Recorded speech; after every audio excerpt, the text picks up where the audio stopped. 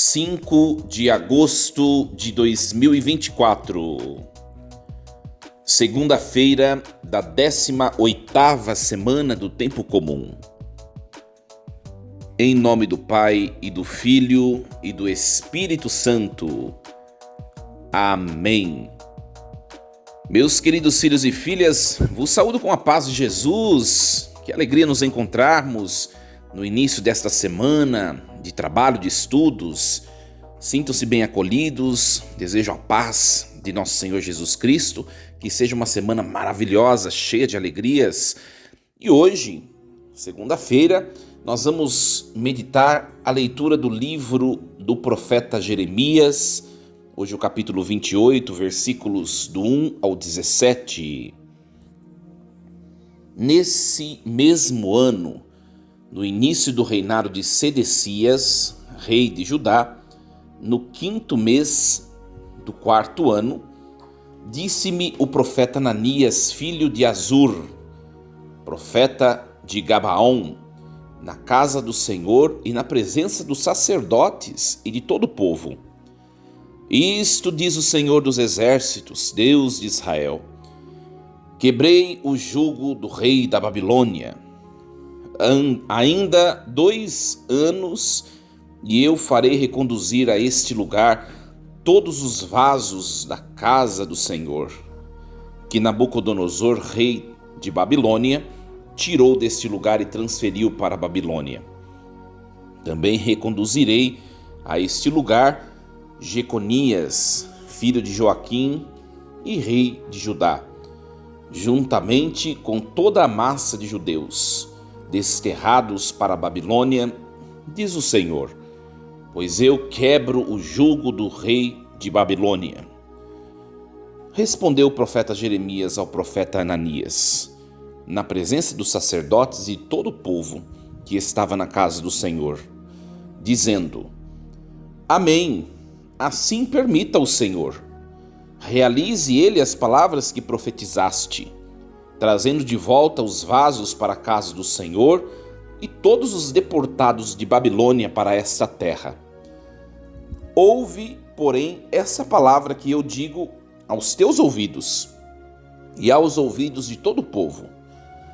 Os profetas que existiram antigamente, antes de mim e antes de ti, profetizaram sobre guerras, aflições e peste para muitos povos e reinos poderosos. Mas o profeta que profetiza paz, esse somente será reconhecido como profeta, que em verdade o Senhor enviou quando sua palavra for verificada. Então o profeta Ananias retirou o jugo do pescoço do profeta Jeremias e quebrou-o. E disse a Ananias, na presença de todo o povo: Isto diz o Senhor: deste modo quebrarei o jugo de Nabucodonosor, rei da Babilônia, dentro de 2 anos, livrando dele o pescoço de todos os povos. E foi-se pelo seu caminho o profeta Jeremias. Depois que o profeta Ananias havia retirado o jugo do pescoço do profeta Jeremias, dirigiu-se novamente a palavra do Senhor a Jeremias. Vai dizer a Ananias: Isto diz o Senhor: quebraste um jugo de madeira, mas em seu lugar farás um de ferro.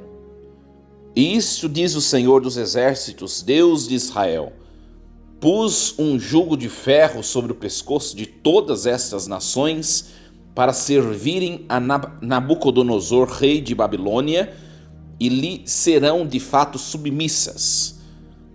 Além disso, dei-lhe também os animais do campo. Disse ainda o profeta Jeremias ao profeta Ananias: Ouve, Ananias, não foste enviado pelo Senhor, e contudo fizeste este povo confiar em mentiras.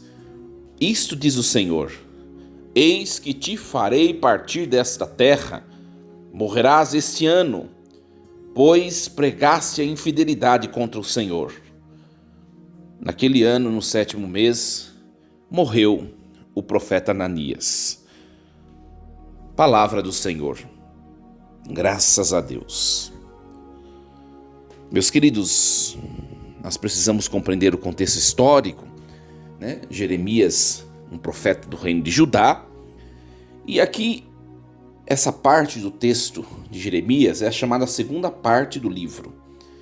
Compreende os capítulos 26 até o 51, né? E essa primeira sessão, que vai do 26 ao 35, do capítulo 26 ao capítulo 35, contém materiais muito variados, mas com algumas ideias de base comum. Primeira coisa, o texto vai falar do acolhimento da mensagem divina, que conduzirá Israel à salvação, né? Mesmo tendo que aceitar o domínio temporário da Babilônia, né? Então nós estamos vendo no texto de hoje um duelo, né, entre Jeremias e Ananias, um profeta verdadeiro e outro falso. Por que isso, um verdadeiro e outro falso? Porque o profeta Ananias está dizendo aquilo que nos ouvidos do povo são palavras doces, palavras gostosas de serem ouvidas. Ananias está dizendo que o império da Babilônia vai cair, vai ser destruído, e o povo de Judá vai ser deixado em paz, livre. O profeta Jeremias, em contraposição, está dizendo aquilo que todos os outros profetas antes deles disseram. A Babilônia vai dominar Judá, e Judá vai ser submetido a um grande sofrimento como consequência das suas más escolhas, dos seus pecados, pois Deus avisou e o povo não escutou. Qual profeta agrada mais o povo? Mas qual profeta efetivamente traz aquilo que é bom para o povo, que é a verdade? Não é verdade, minha gente? Então, para a gente refletir, né? E aqui nós vemos no desenrolar do texto que Jeremias chama Ananias de mentiroso, porque não foi Deus quem falou pela sua voz e pelos seus lábios. Só que Ananias, na hora de falar, ele fala: isso diz o Senhor. Então, para a gente, trazendo para a vida da gente essa mensagem de hoje, minha gente, nós precisamos aprender que a igreja, ela é mãe. A igreja é mãe. E que a igreja, ela deve ser portadora da verdade, esse novo povo de Deus. A igreja não pode anunciar a mentira. Não pode anunciar o erro. Não pode anunciar algo que deixem as pessoas se convencerem de que a vida talvez errada delas podem levá-las à vida. Isso é um crime que atrai sobre aquele que profetiza a ira de Deus. Olha só, Ananias recebeu a promessa por meio de Jeremias de que morreria longe daquele lugar. Olha só o castigo que ele recebeu por ser um mentiroso, por alimentar uma mentira no coração do povo. Sabe, minha gente, começando por mim, é difícil a gente escutar aquilo que nos espizinha, que nos machuca, que nos desagrada.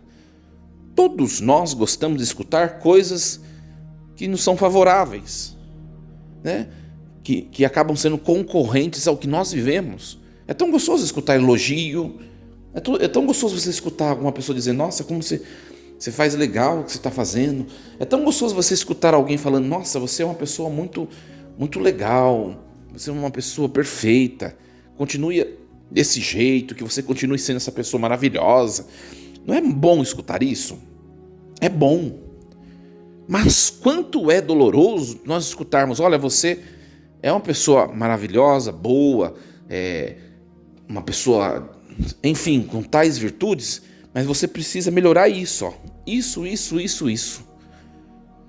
Aí a gente já fica com o pé atrás para a pessoa que falou. Mas espera um pouquinho. Reflita um pouco o que a pessoa está dizendo. Reflita. Ananias estava falando coisas que o povo queria escutar, né? A Babilônia vai ser destruída, o povo vai ficar em paz, todo mundo vivendo sua vida de maneira tranquila. Mas não era isso que ia acontecer.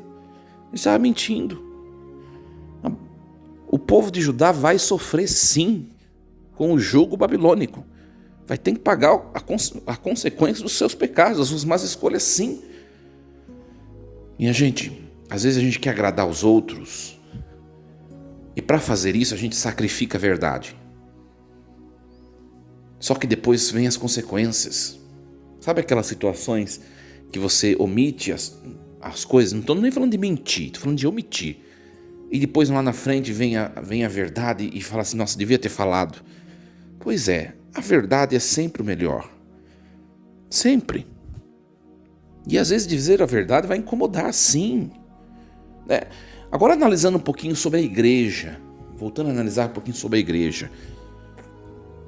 Hoje pela manhã eu disse na missa que eu presidi. Vocês que gostam de escutar aqueles pregadores motivacionais, que falam da vida, que falam de motivação, que falam somente de vamos à frente, você pode, você consegue, isso é bom, eu também faço isso. Mas eu faço quando a palavra, ela pede que seja feito isso. Mas existem palavras que a igreja dispõe ao longo de todos os dias litúrgicos, que não são palavras de motivação. Não. Tem vezes que Deus nos coloca algumas palavras que são apelos de conversão. E essas palavras, elas nos machucam, elas nos incomodam, porque vai denunciar o que em nós precisa ser melhorado. Então, se você que escuta muitas pregações desse tipo de motivacional, de cunho de prosperidade, isso faz parte? Faz parte. Não vamos também ser desonestos exegeticamente. Só que não fica pegado só nisso, não. Escutem pregadores que sejam autênticos, que façam esses momentos de motivação quando eles de fato, quando a palavra sugerir aquilo. Mas que quando a palavra sugerir uma denúncia de pecado, falar de uma verdade, escute aqueles que falam que sejam fiéis à palavra e que falam que a palavra está falando. É muito mais gostoso, eu sei disso. Eu escutar, por exemplo, padres que são comuns às redes sociais, padres que falam de motivação, que falam de alegria, um bom dia, alegre, tá bom. Escutem padres que falam que também da vida de conversão. Porque faz parte, minha gente. Porque senão vocês vão acabar escolhendo somente os Ananias da vida. Mentirosos. E a hora que vier a cobrança de Deus, a gente vai falar assim, mas eu não sabia. Pois é. Você só escutou metade da palavra de Deus, a outra metade você se fechou a ela. Você só escutou o que te agradou.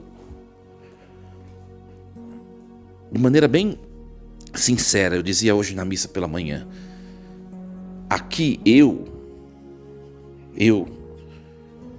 como pessoa, eu sou uma pessoa muito acolhedora, a minha pessoa, não faço juízos das pessoas, não faço acepção das pessoas, julgamentos, enfim, essas coisas, eu acolho todo mundo, mas na hora que eu estou pregando eu falo o que está na palavra e acabou. O primeiro a se machucar com aquilo que a palavra fala sou eu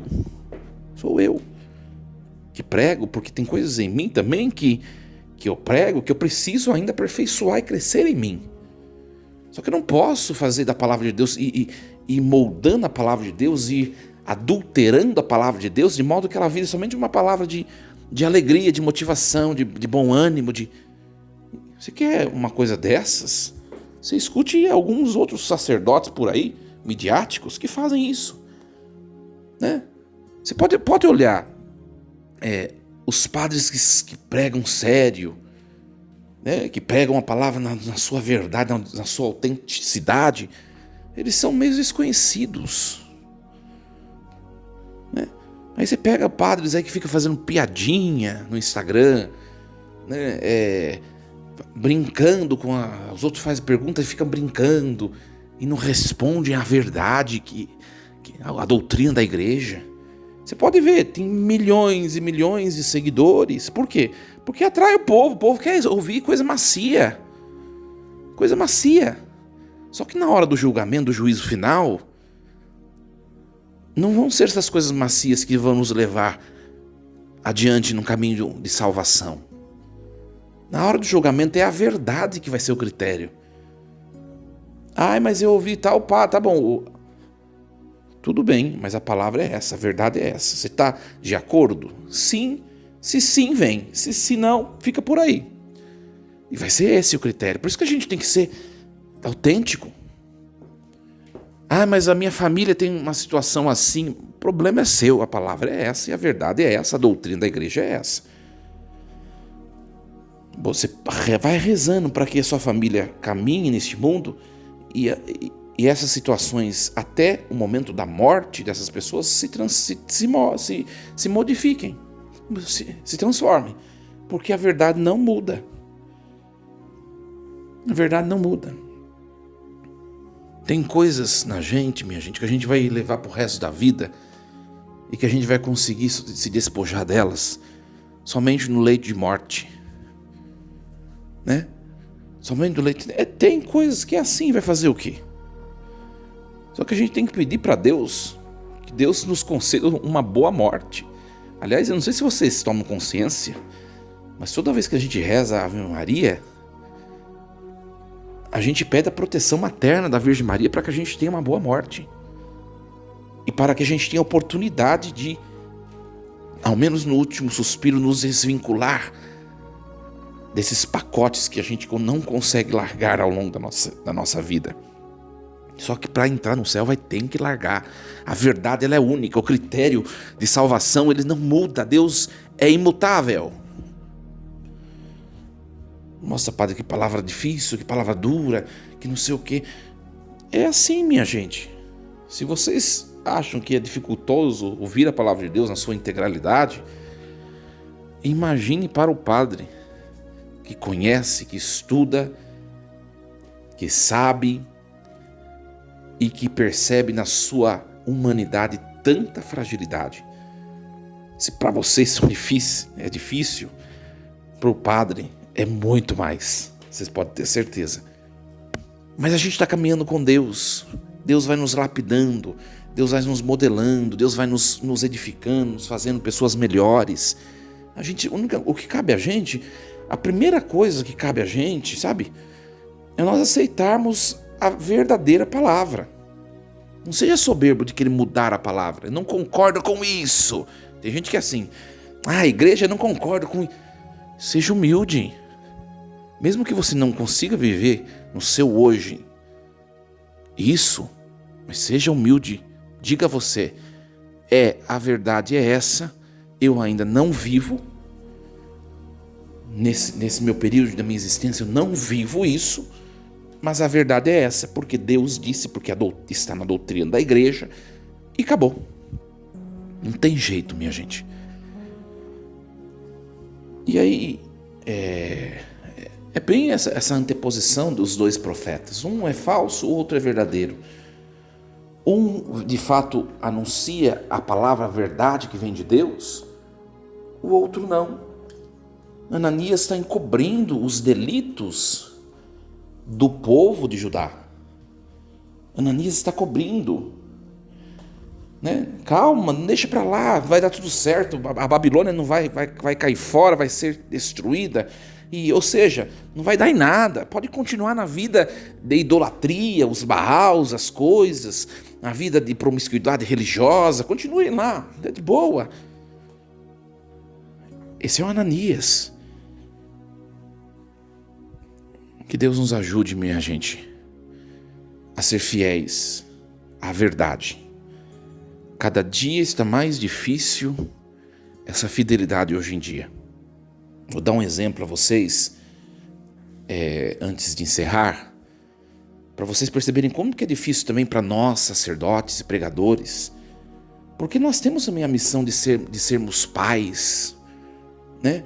De acolhermos a todos, de debruçarmos as pessoas no nosso peito e de sermos os braços de Deus a recebê-las. Nós temos essa missão de ser pai, que acolhe, que ama, que enxuga as feridas, que medica as feridas para que elas cicatrizam. Essa é a figura do padre. Aliás, a palavra padre significa pai, né? Ontem nós celebramos o dia do padre. Mas ao mesmo tempo o pai também tem que mostrar o que é a verdade para o seu filho, para que o seu filho possa caminhar em retidão. Vocês conseguem perceber a dificuldade? Que não é só os sacerdotes. Não é só dos sacerdotes essa dificuldade. Também vocês que são leigos também devem defender a verdade, mas ao mesmo tempo não podem ser intolerantes. Como fazer isso? É o dom do discernimento, é rezando. Vou citar um exemplo para vocês entenderem a dificuldade de prezar pela verdade, porque parece que o tema de hoje parece ser um tema muito avacalhado, né? Quando a gente fala carne de vaca, né? Muito... Tá bom, tem que falar, mas não é tão simples assim. Sabe quando cai na missa aquele evangelho que fala do adultério, né? Os fariseus perguntam para Jesus: Senhor, é permitido adulterar? Não, né? Receber a mulher em adultério? Porque Moisés permitiu. Então, tem um evangelho que fala isso. E Jesus não. Né? Não é permitido. Moisés fez isso por causa da dureza do coração. Mas nem sempre foi assim, diz Jesus. Aí Jesus vai ao texto, recorre ao texto do Gênesis. Eis que o homem se unirá à sua mulher e eles serão uma só carne. Né? E Jesus ele vai falar assim: portanto, quem deixar o seu cônjuge e se unir a outro está em adultério. Ou quem acolher uma pessoa em adultério também se torna adúltera. Está no Evangelho. Minha gente, estou partilhando esse Evangelho um pouquinho que é bem concernente a esse texto que hoje nós estamos refletindo. Como é difícil quando cai na missa esse Evangelho. Partilhando com vocês. Aliás, você que está escutando, você pode ser também viver, você pode, eu não sei quem que escuta minhas mensagens, você mesmo pode ser uma pessoa em estado de segunda união. Mas eu estou exemplificando porque tem muitos outros exemplos que eu poderia dar. Eu só não dou esses exemplos porque posso até ser processado hoje em dia, né? Que hoje em dia está na moda, processo contra outros exemplos. Mas eu estou dando esse exemplo. Como é difícil quando cai esse evangelho na liturgia. Como é difícil. Quando cai esse evangelho numa missa dominical, vou desafiar vocês. Escutem várias pregações de padres, de missas transmitidas, televisionadas. Escutem. Quantos padres vão fugir da temática central dos evangelhos? E não vão falar, não vão pregar o que está ali no evangelho. E sabe por quê? Por um falso respeito humano. Nas minhas assembleias tem pessoas de segunda união, ou tem pessoas que vivem amaziadas, ou tem... Agora eu pergunto a vocês, está certo? Porque não foi eu quem escrevi, foi o próprio Jesus Cristo, que é Deus, quem falou aquilo. Não foi invenção da igreja ou uma norma que a igreja criou. Não foi a igreja quem criou. Está nas palavras de Jesus, foi ele mesmo quem disse. Vocês conseguem perceber? Aí eu pergunto para você que está me escutando: o que é o correto fazer diante disso? Vocês conseguem perceber como que é difícil? Aqui a gente tem que agir com sabedoria. Dizer a verdade é o mandamento de Jesus. Anunciem o Evangelho. Ide anunciar o Evangelho. Então dizer a verdade É uma ordem. Mas ao mesmo tempo, acolher o outro que está machucado pelas situações da sua vida também é um mandamento. Como fazer? Eu tento fazer, mas eu não fujo do evangelho. Então, quando eu colocar esse evangelho em missas dominicais, façam um esforço de escutar missas transmitidas, para vocês verem quantas coisas vão ser ditas por aí. Tudo menos o que está no evangelho. Olha, se está escrito no evangelho aquilo, é aquilo e acabou, minha gente. Em outros textos bíblicos tem coisas que estão escritas que vão ferir outras pessoas, para que todos nós percebamos que nós precisamos de Deus e da misericórdia de Deus para vivermos o que Deus quer de nós. É muito delicado, não é fácil, mas que os nossos ouvidos, eles estejam dispostos a não ouvir somente aquilo que nos agrada, mas aquilo que também acaba por denunciar nós mesmos. Tenhamos a humildade de perceber, é isso mesmo, a minha realidade de vida, o que eu sou é isso, eu preciso dia a dia me santificar. Essa é a vontade de Deus para nós, começando por mim. Que Deus nos ajude a compreender esse mistério tão excelso. Desejo a vocês uma segunda-feira cheia de Deus. Meus queridos, a palavra, ela nos anima, mas ela nos fere. Meus queridos, nós devemos acolher, mas nós devemos ser profetas da verdade do Evangelho. Como fazer isso? Peçamos o dom de discernimento e deixemos que o Espírito faça em nós.